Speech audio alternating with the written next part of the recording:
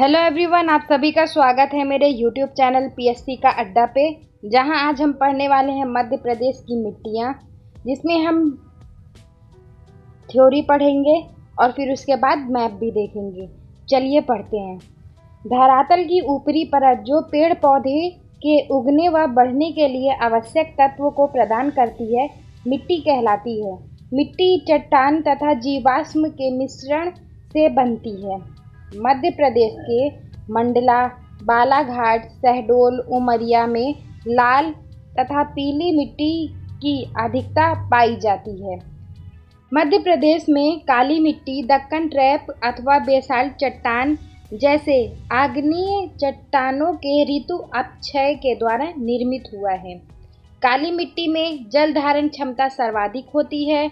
मध्य प्रदेश के सर्वाधिक भूभाग पर काली मिट्टी पाई जाती है। काली मिट्टी के तहत सर्वाधिक क्षेत्र साधारण काली मिट्टी का है।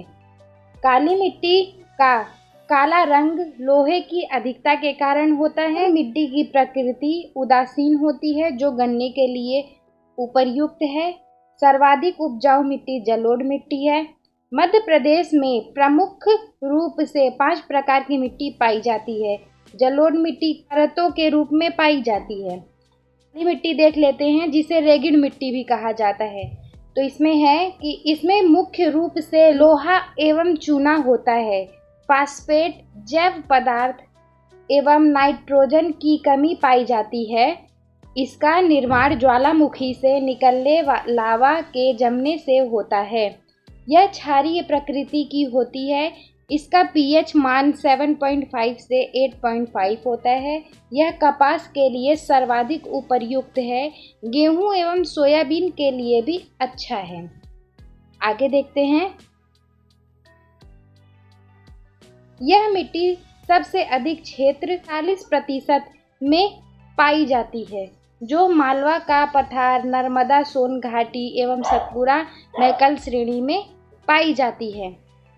काली मिट्टी 3 प्रकार की होती है।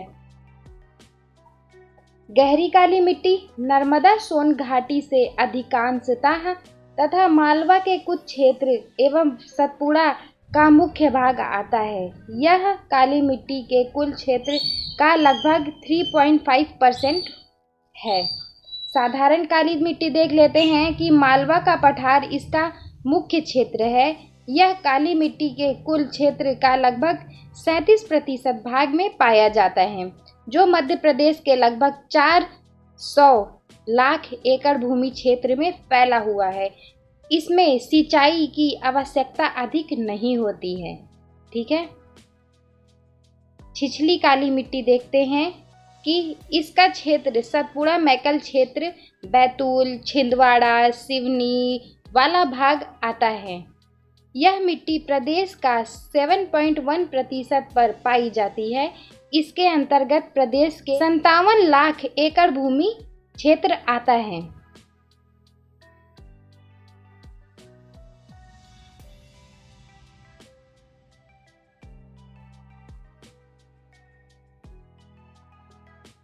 लाल पीली मिट्टी पढ़ते हैं।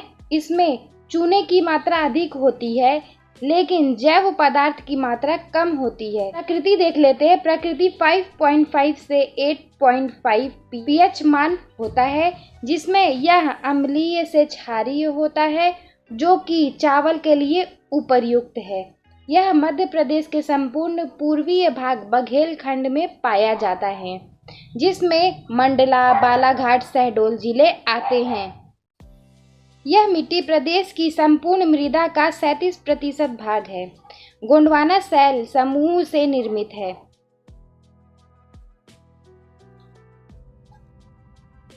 अगला पढ़ते हैं। अगला है हमारा जलोढ़ मिट्टी। यह सर्वाधिक उपजाऊ मिट्टी होती है। इसका निर्माण नदियों द्वारा बहाकर लाई गई कछारों से होता है। क्षेत्र मध्य भारत का क्षेत्र है, जिसमें भिंड, मुरैना, श्योपुर, ग्वालियर व शिवपुरी जिले आते हैं।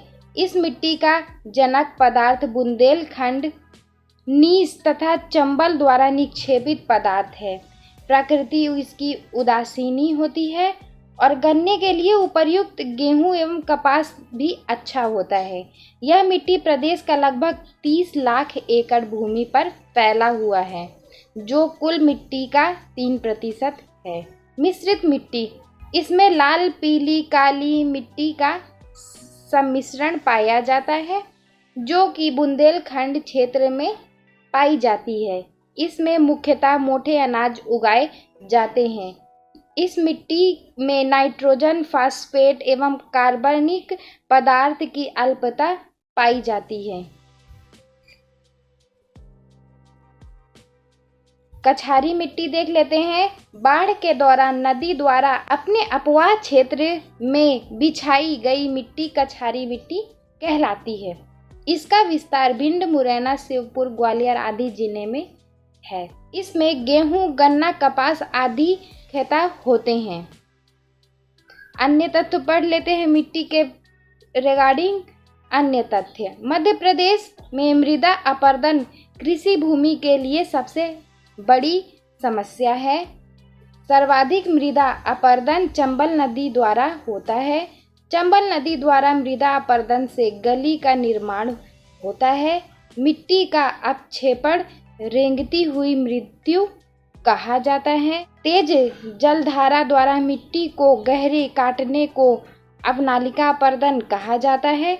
मृदा अपरदन जल के अलावा वायु द्वारा भी होता है। अब हम मैप के द्वारा देख लेते हैं कौन सी मिट्टी कहाँ पर अवस्थित है। ठीक है, जलोढ़ मिट्टी, कछारी मिट्टी, ये हुआ भिंड मुरैना का एरिया। सर्वाधिक उपजाऊ मृदा है। नदियों द्वारा बहा कर लाई गई कछारी मिट्टी से निर्मित होता है।